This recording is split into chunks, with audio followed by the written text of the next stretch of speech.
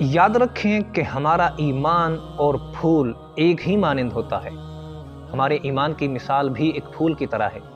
جب بھی ہم اپنے گھر میں کوئی پھول لگاتے ہیں تو ہم اس پھول کو تر و تازہ رکھنے کے لیے ہم روزانہ اس کی خاطرداری کرتے ہیں اور روزانہ اسے پانی دیتے ہیں، اس کی گوڈی کرتے ہیں، اسے جھاڑیوں سے بچاتے ہیں، الغرض کہ ہم اسے جانوروں تک ہر چیز نقصان دینے والی سے ہم اسے بچاتے ہیں۔ ہمارا ایمان بھی کچھ ایسا ہی ہے۔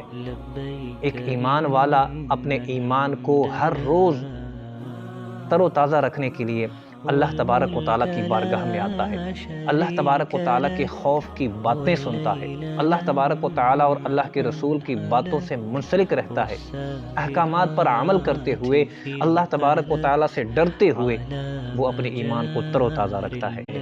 وگرنہ اصل مقصد تو اللہ تبارک و تعالیٰ کو راضی رکھنا اور اس کی عبادت کرنا ہے۔